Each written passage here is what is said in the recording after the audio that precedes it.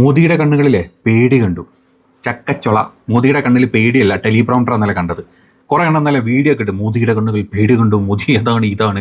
മോദിയുടെ കണ്ണിൽ വ്യക്തമായിട്ട് നമുക്ക് കാണാമായിരുന്നു ടെലിപ്രോംപ്റ്റർ. അതായത് ഒരു 2 മിനിറ്റിൻ്റെ കാര്യം ഈ വിദ്യാർത്ഥികളോട് ഒന്ന് സംസാരിക്കാൻ പോലും മോദിക്ക് സ്വന്തമായിട്ട് വാക്കുകളില്ലാത്ത ഒരു പ്രധാനമന്ത്രിയായിട്ട് മാറി നമ്മുടെ രാജ്യത്തിൻ്റെ മന്ത്രി. ടെലിപ്രോംപ്റ്റർ ഇല്ലാണ്ട്, അതല്ലെങ്കിൽ പ്രീ സ്ക്രിപ്റ്റഡ് ആയിട്ടുള്ള ഒരു സാധനം ഇല്ലാണ്ട് വാ തുറക്കാൻ പറ്റാത്ത ഒരു പ്രധാനമന്ത്രി. അതുകൊണ്ടാണല്ലോ പ്രധാനമന്ത്രി ഇത്രയും കാലം സ്വന്തമായിട്ട് ഒറ്റയ്ക്ക് പോയിരുന്ന് ഒരു കോൺഫറൻസ്, ഒരു പ്രസ് കോൺഫറൻസോ അതല്ലെങ്കിൽ എന്തെങ്കിലും ഒരു സാധനം വിളിച്ചു പറയാൻ പറ്റാത്തത്. സ്വന്തമായിട്ട് ഒന്നും അറിയില്ല, അല്ലെങ്കിൽ സ്വന്തമായിട്ട് ഒന്നുമില്ല. ആരൊക്കെ അഴിച്ചു വിടുന്നില്ല, ആരൊക്കെ പറഞ്ഞു കൊടുക്കുന്ന അനുസരിച്ചിട്ട് എവിടെക്കോ പോയിട്ട് എന്തൊക്കെയോ ഷോ കാണിച്ചു വരുന്ന ഒരു ഷോമാൻ മാത്രമായിട്ട് മാറിയിരിക്കുകയാണ് നമ്മുടെ പ്രധാനമന്ത്രി. അതാണ് നമ്മൾ ഇന്നലത്തെ ആ ഒരു പരിപാടിയിലും കണ്ടിട്ടുള്ളത്. ഇന്നലെ രാത്രി 12:30 ഒരു പ്രധാനമന്ത്രി രാജ്യത്ത് ഇത്രയും വലിയ പ്രശ്നങ്ങൾ ഉണ്ടാകുമ്പോൾ വാ തുറക്കാണ്ട് രാത്രി 12:30 വന്നിട്ട് 2.5 മിനിറ്റിൻ്റെ ഒരു വീഡിയോ, ഒരു സെൽഫി വീഡിയോ, അതും ഇപ്പുറത്ത് പേപ്പർ വെച്ചിട്ടോ ടെലിപ്രോംപ്റ്റർ വെച്ചിട്ടോ വായിച്ചു പോകുന്ന നട്ടലുള്ള പ്രധാനമന്ത്രിയാണ് 56 ഇഞ്ച് എന്ന് പറയുന്ന വിശ്വഗുരു എന്ന്, ബയോളജിക്കൽ ദൈവം എന്നും പറയുന്ന നമ്മുടെ പ്രധാനമന്ത്രി. കുറ്റം പറഞ്ഞിട്ടില്ലല്ലോ ഞാൻ, അല്ലേ? സത്യം മാത്രമല്ലേ പറഞ്ഞിട്ടുള്ളൂ.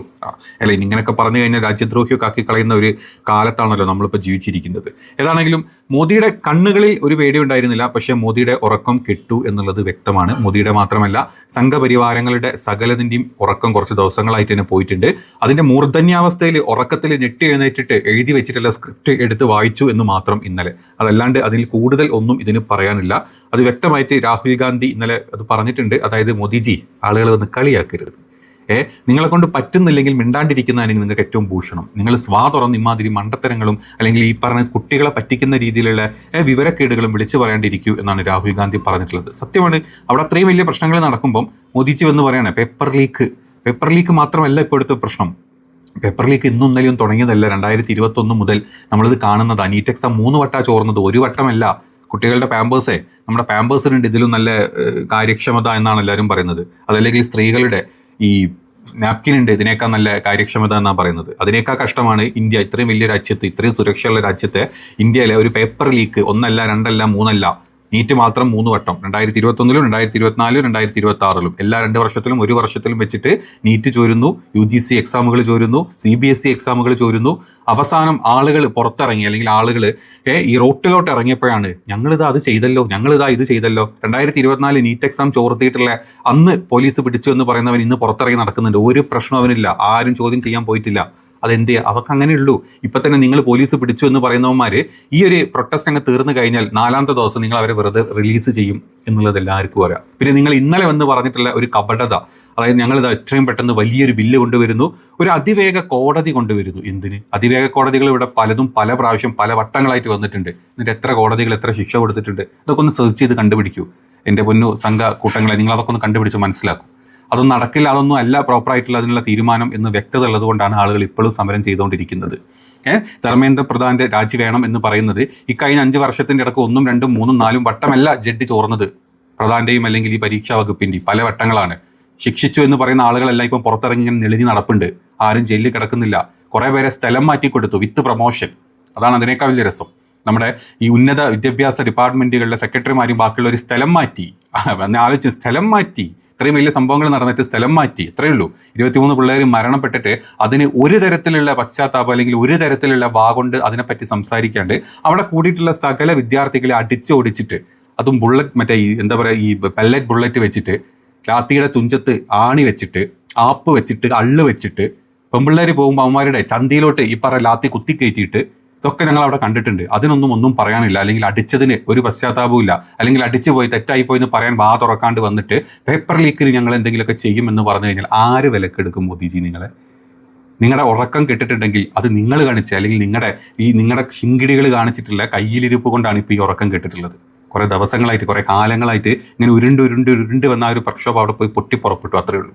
അവിടെ വെറും ഒരു പേപ്പർ ലീക്കുന്നത് മാറിയിട്ട് പിള്ളേർ അടിച്ചതിൻ്റെ കണക്ക് ചോദിക്കാൻ തുടങ്ങി. മരിച്ച പിള്ളേർക്ക് നഷ്ടപരിഹാരം കൊടുക്കണം എന്ന് പറഞ്ഞിട്ടുണ്ട്. ഇതിനൊക്കെ ഉത്തരവാദിയായിട്ടുള്ള ഒരാൾ രാജിവെക്കണം എന്ന് പറഞ്ഞാൽ അതിനെപ്പറ്റിയൊന്നും മിണ്ടാണ്ട് ഞാനെന്തോ ഇവിടെ കുണച്ചിട്ടുണ്ട്, അല്ലെങ്കിൽ ഞാൻ ഇവിടെ വലിയ മറ്റേ സാധനങ്ങൾ വെച്ചിട്ടുണ്ടെന്ന് പറഞ്ഞിട്ടൊന്നും ഒരു കാര്യമില്ല മോദിജി.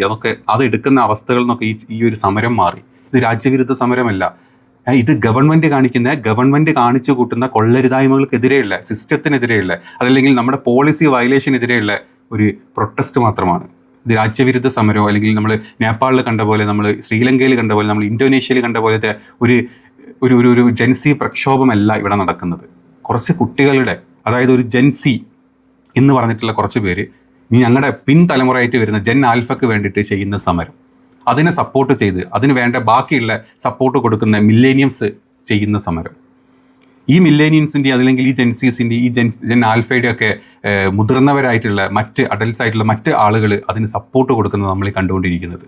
അത് ചെറിയൊരു സമരമായിട്ട് നിങ്ങൾ കരുതിയെങ്കിൽ അത് കരുതിയതാണ് നിങ്ങൾക്ക് പറ്റിയ ഏറ്റവും വലിയ തെറ്റല്ല, നിങ്ങൾക്ക് അബദ്ധം പറ്റിപ്പോയി. അവിടെ നിങ്ങൾക്ക് പണി കിട്ടി. ഈ മൊത്തം രാജ്യത്തിൻ്റെ ഒരു വലിയ ശതമാനം വരുന്ന നമ്മുടെ ജെൻസികളും അതല്ലെങ്കിൽ നമ്മുടെ യുവാക്കൾക്ക്, ഇത്രയും കാലം നിങ്ങൾക്ക് വോട്ട് ചെയ്ത് നടന്നിരുന്ന ഈ യുവാക്കളുടെ മാതാപിതാക്കൾക്ക് കാര്യം മനസ്സിലായിപ്പോയി. അവിടെ പൊട്ടി.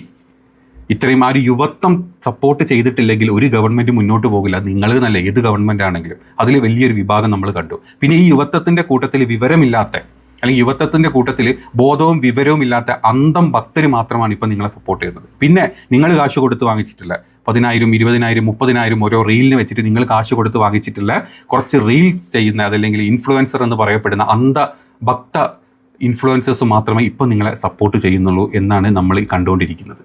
പിന്നെ കുറേ പേര് പലതരത്തിലുള്ള അവിടെ വരുന്ന അല്ലെങ്കിൽ ഈ പറഞ്ഞ ജെൻസി പ്രക്ഷോഭത്തിലോട്ട് വരുന്ന ആളുകളെ കളിയാക്കിക്കൊണ്ട് പല പോസ്റ്റുകൾ കണ്ടു. അതെ, അവിടെ ആണും പെണ്ണും മാത്രമല്ല വരുന്നത്, അവിടെ ട്രാൻസ്ജെൻഡേഴ്സ് വരുന്നുണ്ട്. അവിടെ പല വിഭാഗത്തിൽ, ഇന്ത്യൻ്റെ അകത്തുള്ള പല വിഭാഗത്തിലുള്ള ആളുകൾ പല രീതിയിൽ അവിടെ വരുന്നുണ്ട്. അപ്പം അതിനെ കളിയാക്കിയതുകൊണ്ട് കാര്യമില്ല. അവരൊക്കെ ഇന്ത്യയിൽ ജനിച്ച് ജീവിച്ചുകൊണ്ടിരിക്കുന്ന ആളുകളൊക്കെ തന്നെയാണ്. അവരെക്കാൾ കൂടുതൽ നാണം കെട്ട് നടക്കുന്ന സ്വർഗരതിക്കാർ നിങ്ങളുടെ ശാഖയിലുണ്ട്. അതിനൊന്നും നമുക്കൊന്നും പറയാനില്ല. അല്ലെങ്കിൽ അവരാണ് ഇവിടെ വന്ന് ഇവന്മാരെ കുറ്റം പറയുന്നത് എന്നുള്ളതാണ് ഏറ്റവും രസകരമായിട്ട് തോന്നിയിട്ടുള്ള മറ്റൊരു കാര്യം. അപ്പോൾ നമ്മൾ മോദിജിയുടെ കണ്ണിൽ കണ്ടത് ഭയമല്ല, ടെലിപ്രോംപ്റ്റർ മാത്രമാണെന്നാണ് എനിക്ക് പറയാനുള്ളത്. ഇനി നമ്മുടെ നാട്ടിലെ ആളുകൾ ഇപ്പം പുതിയ ആളുകൾ ഈ ഒരു പ്രൊട്ടസ്റ്റിനെ സപ്പോർട്ട് ചെയ്ത് മുന്നോട്ട് വരുന്നുണ്ട്.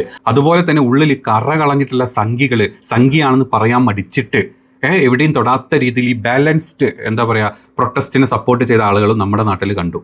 നമ്മുടെ ചുരുണ്ട മുടിക്കാരിയൊക്കെ വന്നിട്ട് എനിക്കിഷ്ടപ്പെട്ട കളറ് അത് കാവി കളറാണ്, എനിക്കിഷ്ടപ്പെട്ട കളറ് കാവിയാണ്, കാവി നമ്മുടെ പതാകയിൽ നമ്മുടെ ഫ്ലാഗിലുള്ളത് കൊണ്ട് ഞാനതിന് ഇഷ്ടപ്പെടുന്നു, മോദിജിയുടെ പോസ്റ്റുകൾ വൈറലാക്കി കൊടുക്കുന്നു, മോദിജിയുടെ പോസ്റ്റുകൾ അത് പോസ്റ്റ് ചെയ്യുന്നു, ആളുകൾ അതിനെ എടുത്ത് പിടിച്ചു അല്ലെങ്കിൽ ആളുകൾ അതിനെതിരെ സംസാരിക്കുന്നുണ്ട്, അതല്ല രാജ്യത്ത് നടക്കുന്നത് മനസ്സിലാകുമ്പം അത് ഡിലീറ്റ് ചെയ്യുന്നു, വീണ്ടും അടുത്ത പോസ്റ്റ് ഇടുന്നു, അത് ഡിലീറ്റ് ചെയ്യുന്നു, അവസാനം എല്ലാം കൂടെ ബാലൻസ് ചെയ്യാൻ വേണ്ടി ഒരു 3-4 പേജ് കുത്തിക്കുറിച്ചിടുന്നതിൽ യുവാക്കളെ നിങ്ങൾ നല്ലതാണ്, അല്ല സമരം കാര്യങ്ങളൊക്കെ ഓക്കെയാണ്, പക്ഷേ നിങ്ങൾ സമാധാനപരമായിട്ട് സമരം ചെയ്യണം. അവിടെ വന്ന പോലീസുകാർക്ക് ഞാൻ എൻ്റെ സപ്പോർട്ടുകൾ കൊടുക്കുന്നു.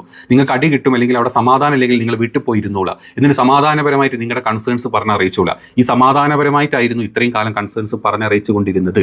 അത് പറഞ്ഞറിയിക്കും തോറും ഓരോരുത്തന്മാർ മരിച്ചുകൊണ്ടിരിക്കുകയാണ്, ഓരോരുത്തർ ആത്മഹത്യ ചെയ്യാണ്, ഒരു കാരണം അല്ലെങ്കിൽ ഒരു തേങ്ങയും ഈ പറഞ്ഞ സമാധാനം കിട്ടണമെന്ന് വിചാരിക്കുന്ന ഗവൺമെൻറ്റിൻ്റെ സൈഡിൽ നിന്ന് കിട്ടുന്നില്ല എന്ന് കണ്ടതുകൊണ്ടാണ് ആളുകൾ പ്രൊട്ടസ്റ്റ് ചെയ്യാൻ വേണ്ടിയിട്ട് റോട്ടിൽ ഇറങ്ങിയിട്ടുള്ളത്. അപ്പോൾ അവിടെ കയറിയിട്ട് സ്വന്തം ഉള്ളിലെ ആ കാവി കളസം അല്ലെങ്കിൽ കാവി കറ ഇങ്ങനെ പകുതി അവിടെയും തേച്ച് പകുതി ഇവിടെയും തേച്ചിട്ട് 2 തോണിയിൽ ഇങ്ങനെ കാലിട്ട് അങ്ങനെ ഒട്ടി നിൽക്കാമെന്ന് വിചാരിച്ചു കഴിഞ്ഞാൽ നടക്കില്ല. ചുരുണ്ട മുടിക്കാരി നടക്കില്ല. അത് ആൾക്കാരെടുത്ത് കൊടയും എന്നുള്ളതിൻ്റെ ഏറ്റവും വലിയ ഉദാഹരണമാണ് നിങ്ങളിട്ട പോസ്റ്റിന് ഇപ്പോൾ ആളുകൾ പ്രതികരിച്ചുകൊണ്ടിരിക്കുന്നത്.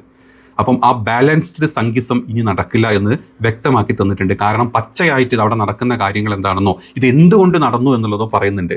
അപ്പോൾ ഇത് കഴിഞ്ഞ ഒരു 5-10 വർഷങ്ങളായിട്ട് നമ്മുടെ പല സ്ഥലങ്ങളിൽ, പല സംസ്ഥാനങ്ങളിൽ, പല കേന്ദ്ര UGC എക്സാമുകളിലൊക്കെ ഇത് ഭാഗമായിട്ട് നടന്നുകൊണ്ടിരിക്കുന്ന ഒരു കാര്യമാണ്. അതുകൊണ്ടാണ് ഇത് ഇപ്പം, അതായത് ഒരു പൊട്ടാനിരിക്കുന്ന ഒരു ബോൾ അതിൻ്റെ ഒരു സൈഡ് ചെറുതായിട്ടൊന്ന് പൊട്ടിത്തുടങ്ങിയെന്ന് മാത്രം ആളുകൾ ഇപ്പം തിരിച്ചറിഞ്ഞതുകൊണ്ടാണ് ഇത്രയും ആളുകൾ ഇതിനെ സപ്പോർട്ട് ചെയ്ത് ഇപ്പം കൂടുതൽ ആളുകൾ മുന്നോട്ട് വരുന്നത്. അപ്പം ചുരുണ്ട മുടിക്കാരൊക്കെ ഒന്ന് ശ്രദ്ധിച്ചാൽ നന്ന്. നിങ്ങൾ വിചാരിച്ച പോലെ ഇന്നലെ ഉണ്ടായിട്ടുള്ള ചെറിയ എന്തോ ഒരു പൊട്ടൽ ഇപ്പുറത്ത് മോദിജി വന്ന് പശ വിട്ട് ഒട്ടിക്കുന്നതല്ല നമ്മൾ കണ്ടുകൊണ്ടിരിക്കുന്നത്. മൊത്തം പൊട്ടി തകർന്നിട്ടുള്ള ഒരു സാധനത്തിൻ്റെ ഒരു ചില്ലിനെ നിവർത്തണം എന്ന് പറഞ്ഞു കഴിഞ്ഞാൽ അവിടെ നമുക്ക് ഒട്ടിച്ച് നിവർത്താം എന്ന് പറഞ്ഞാൽ നടക്കുന്ന കാര്യമില്ല. ആ ചില്ല് പൊട്ടിച്ചവൻ ആദ്യം പുറത്താക്കണം, എന്നിട്ട് വേണം പുതിയൊരു ചില്ല് വാങ്ങിച്ചിട്ട് നല്ല രീതിയിൽ കൊണ്ടുപോകാൻ. ഇതേതിന് പറയാനുള്ളൂ. ഏതാണെങ്കിലും സംഘി കറ പുരണ്ടിട്ടുള്ള അല്ലെങ്കിൽ സംഗീസം മനസ്സിൽ വെച്ചിട്ടുള്ള പല ആളുകളുടെ തനി കോണം, തനി രൂപം പുറത്തോട്ട് വന്നു എന്ന് മനസ്സിലാക്കുക. ഇൻഫ്ലുവൻസറാണെന്ന് വിചാരിക്കുന്നത് അല്ലെങ്കിൽ ആരെങ്കിലുമൊക്കെ ഇൻഫ്ലുവൻസ് ചെയ്തിട്ടുണ്ടെങ്കിൽ ഇവരുടെയൊക്കെ യഥാർത്ഥ രൂപങ്ങളും യഥാർത്ഥ മുഖങ്ങളും അതുപോലെ പല മുഖമൂടികളും വലിച്ചു കയറുന്ന രീതിയിൽ കാര്യങ്ങൾ വന്നിട്ടുണ്ട്. വീഡിയോ ഇഷ്ടപ്പെട്ടെങ്കിൽ സപ്പോർട്ട് ചെയ്യുക, മാക്സിമം കമൻറ്റ് ചെയ്യുക. അടുത്ത ഒരു വീഡിയോയിൽ കാണാം. ബൈ.